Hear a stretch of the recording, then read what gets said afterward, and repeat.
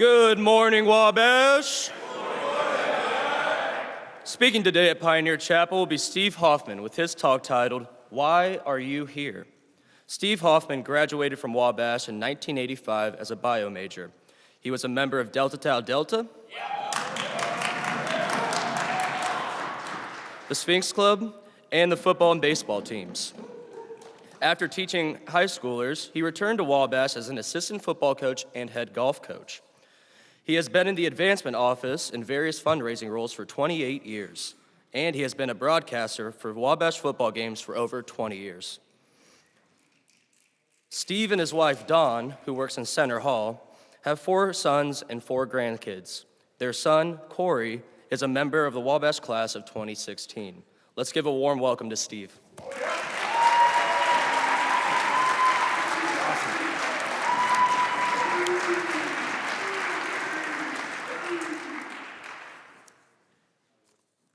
Good morning, Wabash. Good morning, Steve. God, that's so great. Love that. Great feeling here today. Hey, thanks for coming out, everybody. Right before spring break, I know you're busy, getting ready to go on your trips, go home, finish projects that you should have started 2 weeks ago, but that's okay. I appreciate you coming out. Special thanks to Tanner and Christian for asking me to talk here today. So I did a chapel talk in 2014. I have recycled some of that stuff, and I assume it went really well because I was immediately scheduled to talk again just 11 years later. So I'm feeling good. But seriously, if I think about the people on this stage, this thing was built in 1928, and the people who have been up here on this stage, it's extremely humbling to think about the legends and the giants who have been up here. So what are you going to hear today? If you're expecting to get some life-changing advice, men, some epiphany on your direction, you will likely be disappointed. I'm not wise enough to do anything like that, first of all. And you've heard from some amazing people just this month. You've heard from Christian Gray, Kim King, Amon Brar, Nicole Chase, Michael Burns, and I'm following that.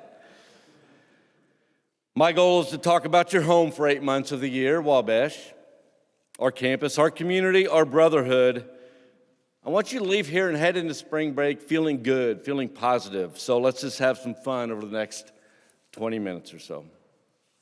So why are you here? I have a bad start to this speech because in my title there was supposed to be a question mark on why are you here? And I didn't include that in my email to Christian and Tanner, so big mistake right up front, but we'll turn that into a statement. Why are you here? You had the options at other schools, right? It didn't have to be like this outside. You could have gone somewhere warmer, somewhere with girls, somewhere where you didn't have to work your tail off, but you didn't. You chose Wabash, the hard road, not the easy road. It was a courageous decision, if you remember making it.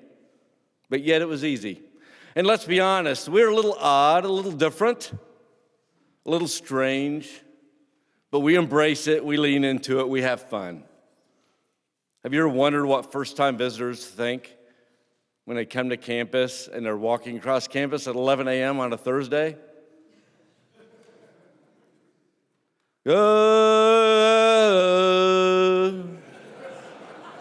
Honest, do you know that's what that sounds like? We get it. Oh, and the guys saying it have signs on and bells on their shoes and whatnot. But keep that up because it's actually gotten me to chapel more than once. I work over in Kane Hall and I can hear it all the way over there. We're right by the Beta House. And I hear it, and I hear, what is that sound? Because from over there, it's just very, faint. But I look at my watch and it's 11 o'clock on a Thursday. Oh, I got to go to chapel. So keep that up. Or walking across campus. And again, seeing the guys in the signs. And this is not all about the Sphinx Club.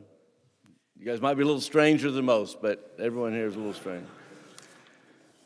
And seeing guys in signs and hearing someone else go, hey! And the guy drops down, puts his feet in the air, and goes boom, boom, boom. Right? But it's not, like I said, not just the Sphinx Club. I've seen Mario walking around campus with 3 balloons, trying not to let them get popped. We have the Dork Club, and they host Dorkapalooza. We have the titration races, which is awesome. We rub Eli's head in the library, and the list goes on.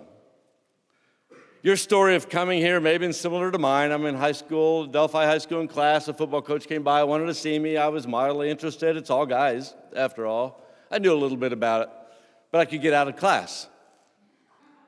So I got out of class. That led to phone calls and emails. Well, no emails. Why did I just say that? That led to phone calls. No emails then. Trying to get me down to visit. I visited on a Tuesday night basketball game. Right? I left, and I loved it. To this day, I couldn't tell you why. It just felt right. It felt at home. It felt comfortable. It's a place I wanted to be. And I really couldn't put my finger on it to this day. You know, Wabash can't sell itself on just online ads and brochures and things. You have to be here. And I hear it from alumni all the time. You have to come to campus. You have to get a campus visit. Our admissions office will attest to that. Our coaches who recruit will attest to that. You have to be here. You have to feel the fabric, as a colleague of mine used to say. You have to feel the fabric of the place. So let's look at a few of our characteristics. And I will share a few interesting, sometimes amusing examples. We have family continuity. There are a lot of students here who come from or legacies, right, come from families. Just the guys who I coached during my short time here, who are here, shout outs to Lewis Dellinger, Sam Benedict, Riley Granger, Landon Timmons, Trevor Ings, and Andrew Weeks, are all kids of guys I coached in my short time. That's amazing. Hope I didn't miss anybody. That was just off the top of my head. Last year, Kai Warren graduated. Tanner Quackenbush, I played with his father here. So it's just so fun to see these extensions of family. Our alumni are amazingly loyal, those of us in fundraising. Shout out to my advancement folks who made it here today.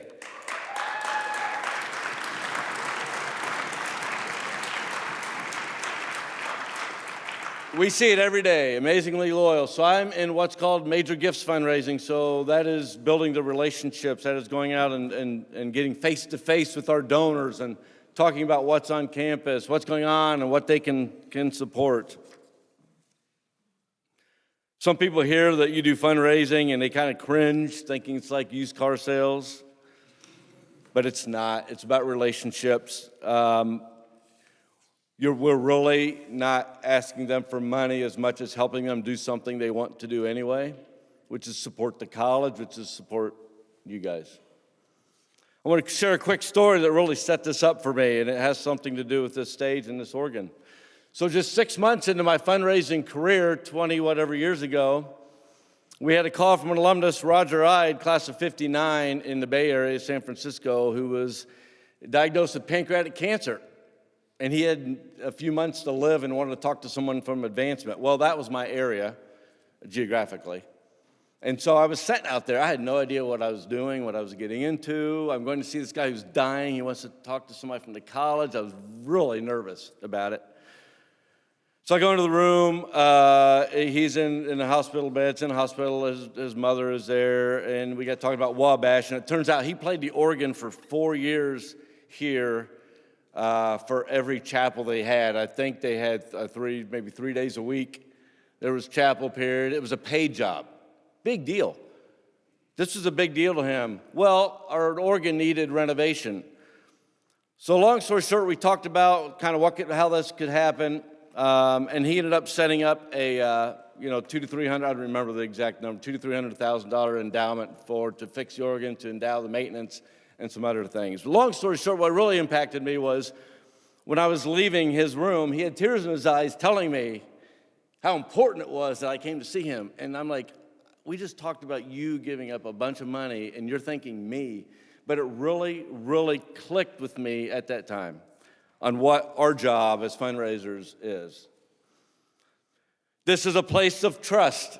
When I was a student here, one year I had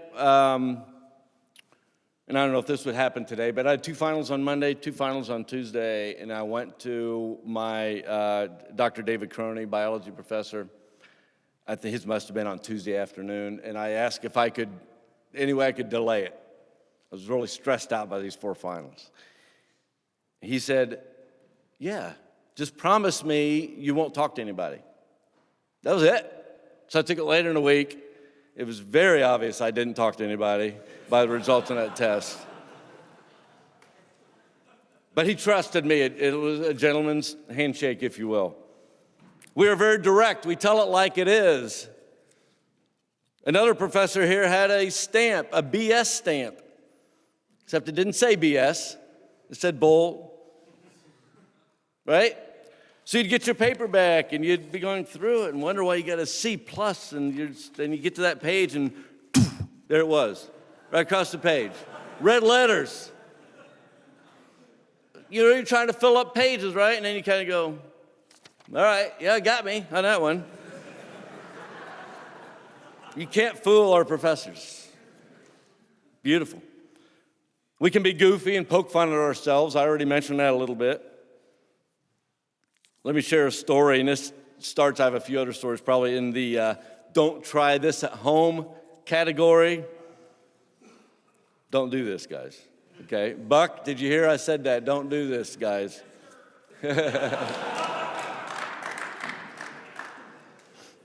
This story came from an alumnus from the 60s or 70s, I don't recall which, that doesn't matter, but for whatever he did, he was tied up to the flagpole, no clothes. One evening, so he's at the flagpole.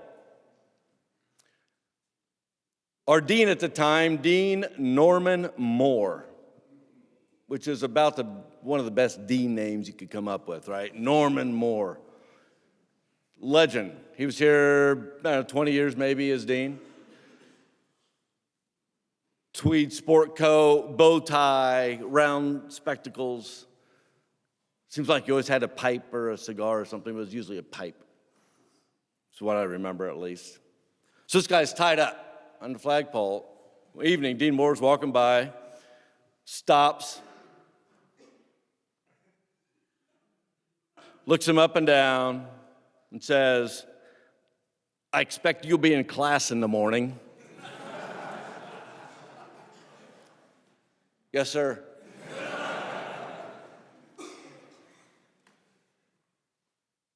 Have a good night. And he just walks on. Doesn't even help him out, doesn't even untie him. We support each other. I see you guys supporting each other at athletic events, the celebration of student research, scholarship, and creative works, at theater productions. Speaking of theater productions, 12 Angry Men, directed by your very own Logan. Man, that was intense. That was good. Logan, are you here? Sorry to call you out, but anyway, that was fantastic. So unbelievable that he got that done. I hear the thank you seniors cheers during our seniors' last games, which I think is fantastic. I see fans of visiting teams taking video when you go onto the field or onto the court after basketball games and sing Old Wabash, win or lose. Why are they doing that? Because it's unusual. And Sphinx Club, keep that in mind. I think we should want visitors to leave here thinking, I want my son, niece, or not niece, son, nephew, grandson to attend Wabash. I mean, that's the feeling we want them to have. It's a special place, all right? I looked up in 1977, we played in the Amos Alonzo's Stag Bowl, which is a Division III football championships. It's been played 51 times. Well, I decided to look up the attendance. I just had a feeling that when Wabash was part of it in 1977, the attendance may have been higher, even though we're probably the smallest school. I can almost guarantee we're the smallest school to ever play in the Stag Bowl. 51 times, we were the 4th highest attendance the year Wabash was there. That is not a coincidence.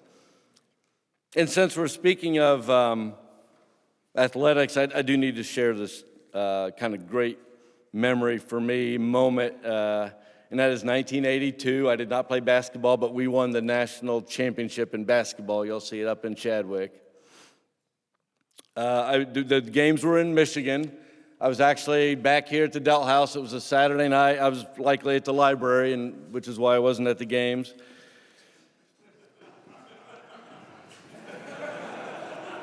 Please. But we all paying attention to the games. How do we pay attention to the games in 1982? Not on our phones, not on the internet, not streaming, not on TV, on the radio. So in the Delt House, right there in the living room, Delts, we had somebody listening to the radio with a chalkboard, high tech, putting the score down as we went along, right? And we had a party going on, as did Phi Psi, Beta, Sigma Chi, who were in where the Teeks are now, those 4 fraternities. We win, and spontaneously, people just come out of the fraternities in the middle, don't try this at home, into the middle of Wabash Avenue. Kegs come out, speakers come out, everybody comes out, and literally dancing in the streets. And a car would come by, and we'd all, following the gentleman's rule, we'd separate, let the car go through, and we'd come back into the middle. Great memory of that night. We have each other's backs, man. I see this all the time as well. Another story about having each other's backs in Wabash athletics actually is in 1982 again, in the fall of 82 this time. We were playing Dayton University in football, and keep in mind, Dayton University was Division I until 1980. They dropped to Division III. So they had scholarships and dropped to Division III in 1980. In 1980, they were in a Stag Bowl and won 63-0, okay? And then this was just 2 years later, so they were really good. Still had some really good players. Expected to come in and beat us. The game isn't the story here. It's what happened before the game, and we did end up whipping up on them. Not whipping up. It was 14-13, but beating them 14-13. Big upset. But on Friday, they were supposed to come in and practice, and they were late. So they were supposed to be on our field, and we were going to be on our field. Well, they weren't here, so we were on our field. They show up, and I still remember seeing them getting off the bus. And this is Dayton. This is a big-time program, and we're Wabash. We're out there in our grays, on a Friday practice, ripped up T-shirts and whatever we had. Dayton gets off, all their matching stuff, and they were also red and white. Well, they couldn't practice on the field, so they decided on their own to practice on our mall. Yeah, see? And it tore it up pretty good. Our students weren't very happy about it. Our students found out where they were, don't try this at home. Our students found out where they were staying that night, and they were staying at the Lew Wallace Inn. You have no idea where that is, likely. So, 1 block north of campus, there is a parking lot that we tell students, hey, you can park in this lot. The corner of Will Hoyt and Pike. Does anybody know where that is? Okay, that was the parking lot of the Lew Wallace Inn. It was an L-shaped around that parking lot. One of those 2-story old motels with the doors open to the outside balcony. Okay, classic. So our students found this out and decided that they wanted to gather as many people up as they could and go sing Old Wabash as loudly as they could in the middle of that parking lot. And I think it was pretty late. I did not attend, again, library. And again, before cell phones and before internet, people were literally calling fraternities or running from fraternity to fraternity and gathering people up. Come on, we're going to go do this. So it's kind of a groundswell. So the students all get there, singing Old Wabash, waking them up. They're coming out, lights are coming on. They're coming out yelling back at our students, and Dean Moore shows up. Tweed jacket, bow tie, spectacles, pipe. And he stands in front of the students, and Dean Moore was so good at this. All right, men, that's enough. Go home. Everybody stopped singing, and everybody started leaving. You listened to Dean Moore. And as everyone's filing past Dean Moore, he's standing over in the corner. He's going, good job, man. That was great. Good job. Well done.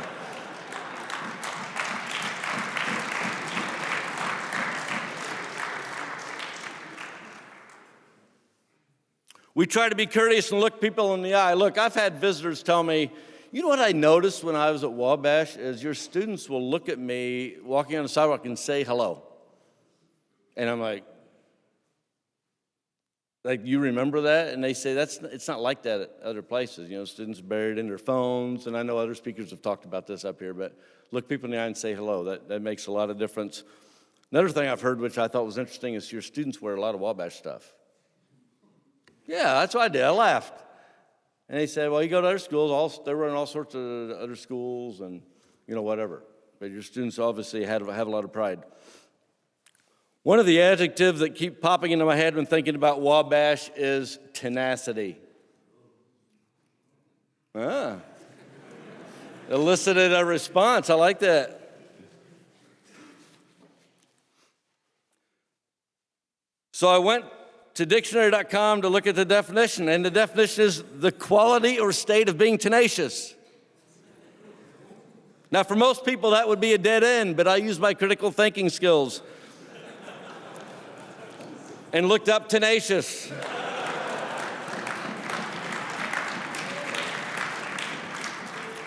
Here are some words that are in the definition of tenacious. I mean, listen to these. I just think these are perfect. Holding fast, highly retentive, persistent, dogged, adhesive, sticky, holding together, cohesive, not easily pulled asunder, tough. I want to share a story about a player I coached where this tenacity really showed itself. Look, it's not a life or death story. It's a story about somebody playing the game of football, but it really shares a lot. So it was 1993. I was coach defensive backs, and so we had defensive backs show up. We had this person on our roster, and I talked to him or communicated with him this week. He's okay with me sharing this, and I've shared it before. John Matsey. So he was on my list as a defensive back. We didn't know anything about him. It was kind of like now where we didn't cut any players. So if you want to show up and play, you played. So we were doing a ball drill where the players would run toward me and I would throw the ball and they would catch it, the usual stuff. And this guy, we're not in pads yet, we're just in helmets.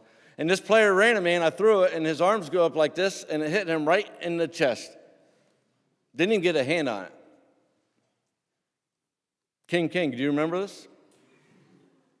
Yeah. No, you weren't here yet, were you? Yeah, you would have overlapped later. So as freshman year, you wouldn't remember. So then I think that's odd. So it happens again, and he comes through again, same thing. And then when he picks up the ball to throw it back to me, like he doesn't know how to throw a football. He picks it up, and he kind of holds it and kind of pushed it toward me.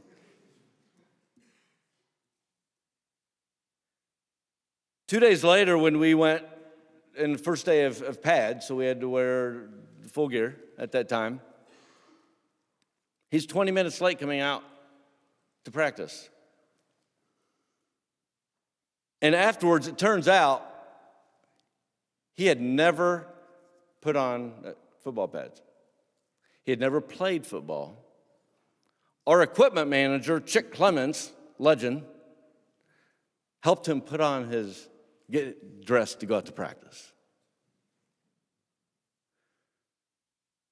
So we talked to John. We're like, John,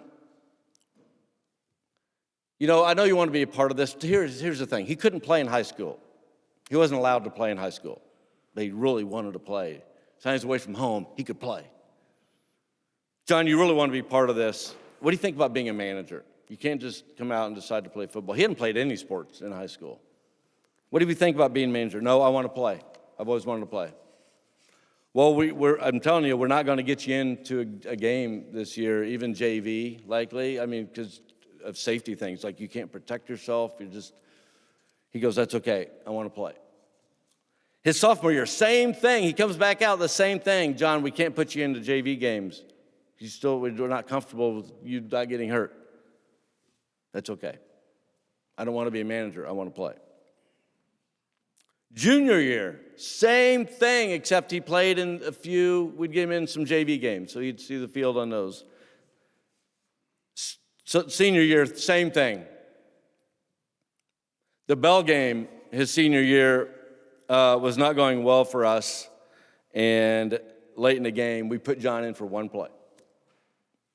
And afterwards, he had tears in his eyes, thanking us for letting him play. This guy, and if you've played football, I know a lot of you have, it is not a fun sport. It's not always a fun sport to go practice, right? It's hot. It's wet. Back in that time before turf, like it was muddy or the ground was frozen. But he did it for 4 years without knowing he wouldn't see the field. Tenacity. He is now, just like I said, communicated with him. He's now with the NYPD in Brooklyn. Has been with them for 20 years. In their community response team addressing major crimes and quality of life issues. That's a guy I would hire in an instant because of what I saw in him here. Tenacity. Wabash is an excellent blend of things that have changed and things that have not changed. Both of those are vitally important. Some examples. When people say I was here before computers, no, I say, no, we had computer.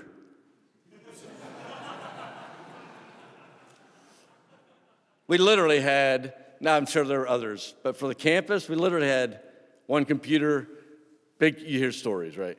Big computer in a room in the basement of Baxter.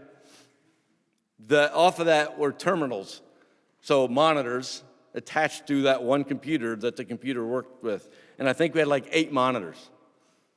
That was it. Like there were no personal computers, which is, PCs or Apple.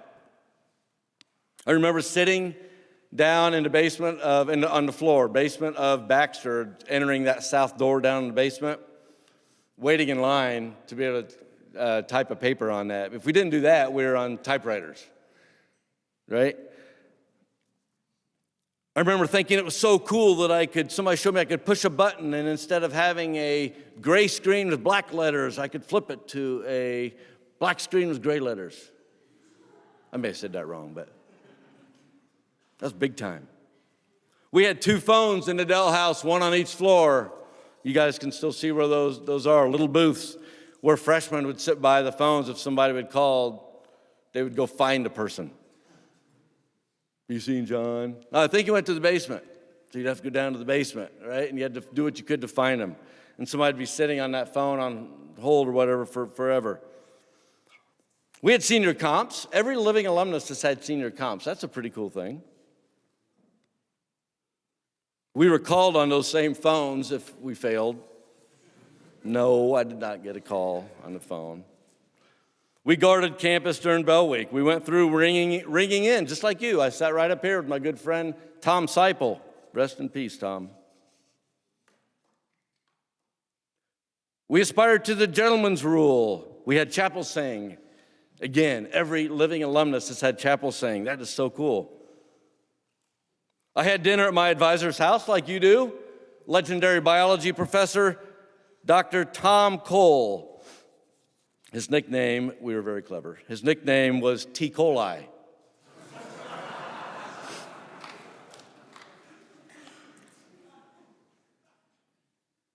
On the back of the granite Delta Tau Delta sign is a little memorial photo and stuff to Dr. Tom Cole, as he was adult here. I did air raids, wore the striped overalls. But you know what? We did not do a good job of protecting the campus from imaginary airplanes like you guys do in your air raids. Because I was thinking of the sound we make. Like you guys using anti-aircraft cannons, right? We use machine guns in our sound. Like we would drop and go, like you can take a plane down with a machine gun. We never really thought through that one. So thank you for making that better and more efficient. The Bell game was and is still a big deal. Imagine not having that the last game of the year. That's really a Wabash tradition. Imagine the last game of the year being like Oberlin. I'm serious. Think about that. This is always there at the end, no matter what kind of year you're having, it's always there. I love the Bell game. I've been to every one since 1981 when I was a freshman. So 43 of them. Definitely have some good stories I will share at some point with some of you if you want to grab me. One year we ended in a tie when I was coaching. Back when college football could end in ties. Imagine ending the bell game in a tie. That was weird. We had Wally, but man, was he different. You've seen photos, right? Big head. So it was like paper mache made on shoulder pads. So the person wearing it would put on the shoulder pads with this big Wally head, and he looked through the little crooked grin, the mouth. That's where the eye you could look out. We didn't walk under the arch, but mostly because it was still a driveway and we didn't want to get hit by a car. But it did kind of become a tradition even while I was a student. You didn't walk under the arch, we did walk around it.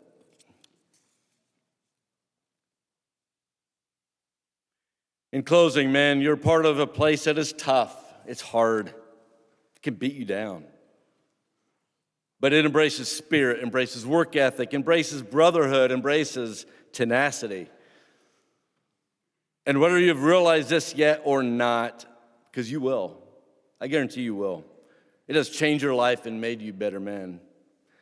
You have also forged, and this is probably the most important, forged lifelong relationships with each other, with professors, with staff. That's why you are here. Thank you.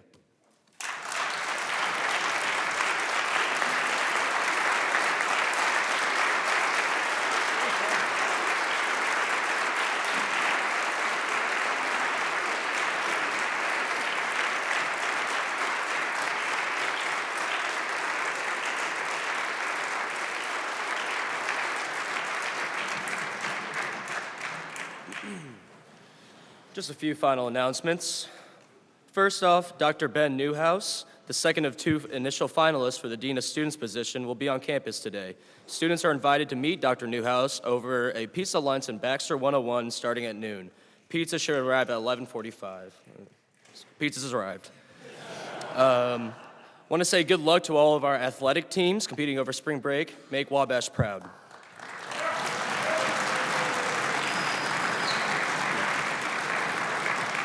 And then finally, a few words from Hayden Luter regarding the break ahead.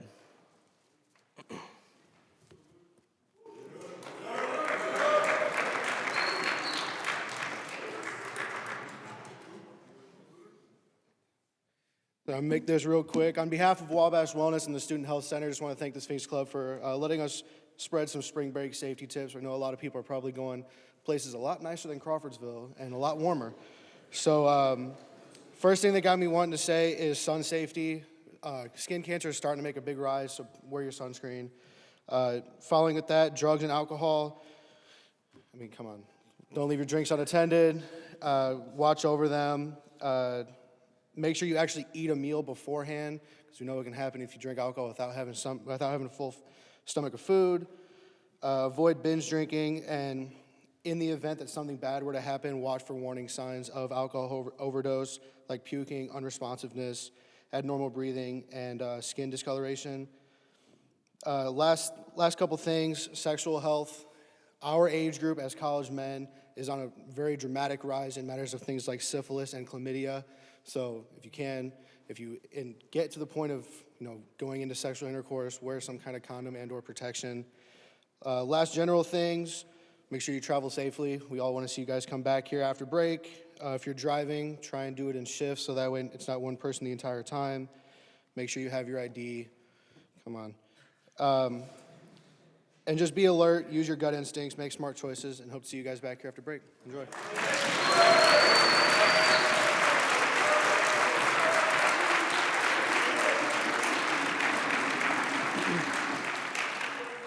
I want to thank you all for attending. Now will you please rise and join me in singing Old Wabash. Ba-da-da-da-da-da-da-da-da-da, from the hills of